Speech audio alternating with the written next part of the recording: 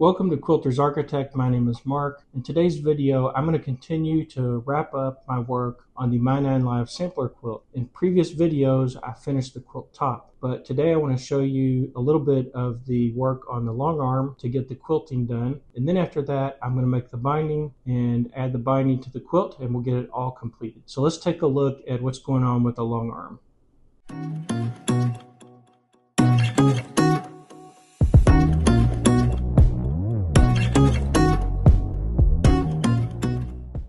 One of the first things I'm going to do is take this bowl of pins and I'm going to pin the fabric for the back of the quilt to the leaders. These leaders are fabric that's wrapped around a bar at the front of the long arm machine and also at the back.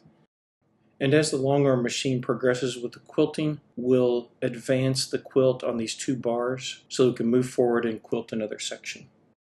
On my wife's channel, Lessons Learned, she has detailed videos about how to use the long arm and shares helpful tips and tricks. And of course, here on the back side of the long arm machine, I have to pin the quilt to the leader on that side as well. Here we can see the fabric for the back of the quilt is all loaded onto the long arm machine. Sherry explained that sometimes with a smaller quilt, this one is something like 53 by 53, you can free float the quilt and you don't have to pin it to the leader, but I decided to go ahead and pin it to the leader in this case, and so I'm going to do that now.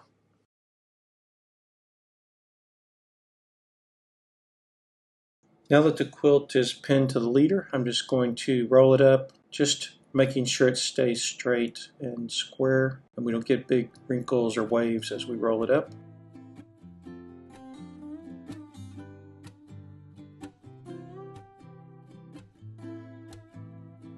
Just so it turns out, we had a piece of batting that was slightly larger than the quilt, so this worked out great.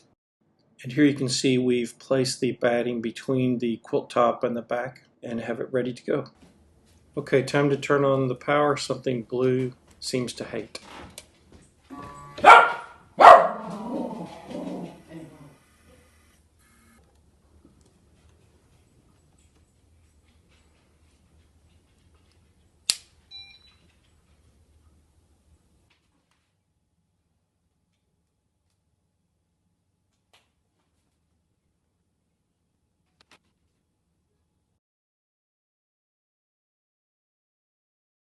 Now, of course, before starting to do any quilting, we have to baste the top and the right and left sides in the area where we're going to work here between the leaders.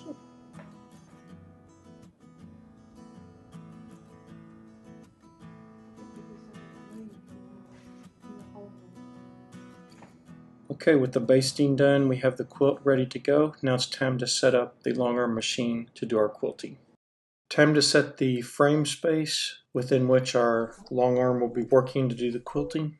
And again, you might find some helpful videos about the long arm on Sherry's channel, Lessons Learned. And she's done a lot of this long arming and has shared some really helpful tips there. So check out those videos when you get a chance if you're interested in long arming. For the pattern, I'm choosing this Rhapsody Swirl edge to edge.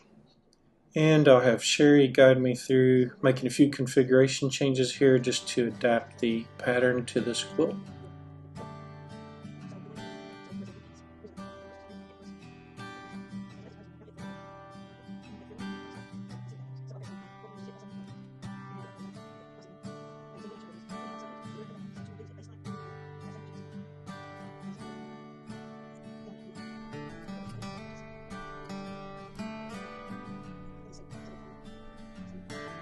I'm also going to save this just in case anything unexpected happens and we have to reload it.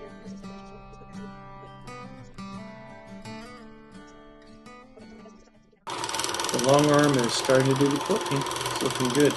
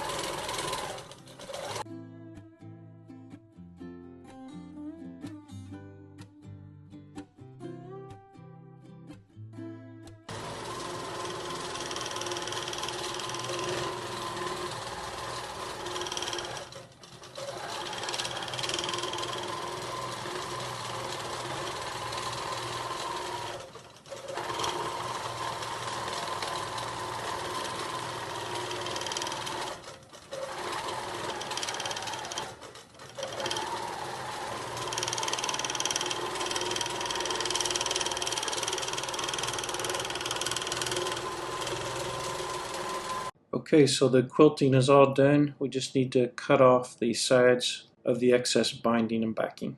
From all the different fabrics that I used on the My 9 Live Sampler quilt, I have a 32-inch square left of this dark fabric. I checked the length I would need of 2.5-inch strips. I'm going to need about 236 inches, and so I'm going to cut 8 2.5-inch strips out of this fabric to make my binding from.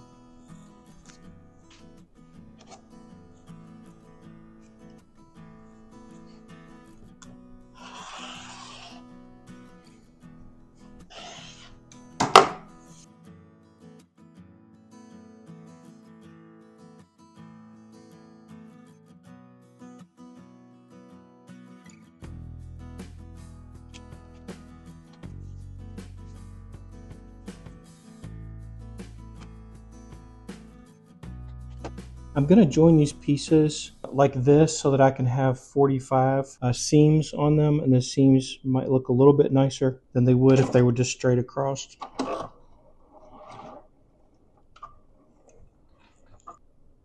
Always good to check our stitch length before we take off, right? Sometimes I forget to do that, and we've been using the machine for something else, and if your stitch length is off, then your seams are wonky for what you're trying to do.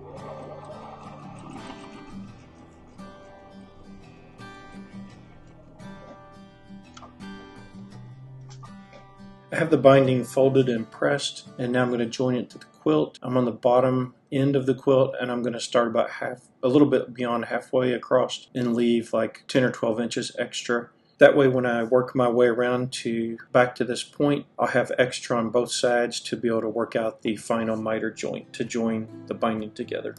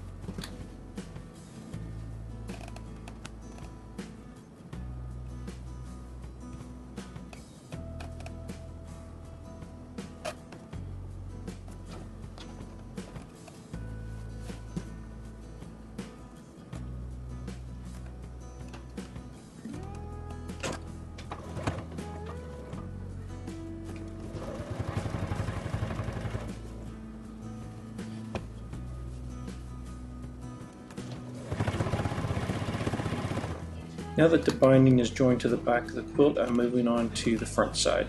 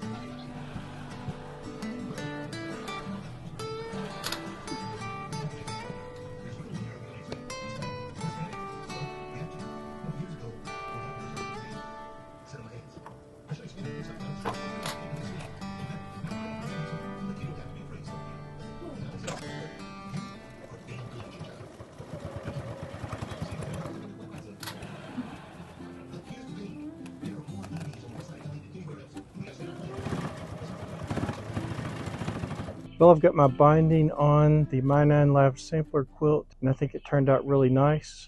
I had a little doubt about using a dark binding at first, but now that I see the binding on there, I think I like how it frames the quilt and sets it off. Okay, so let's take a little closer look at the quilt here outside in the light. Look at some of the quilting here on the front.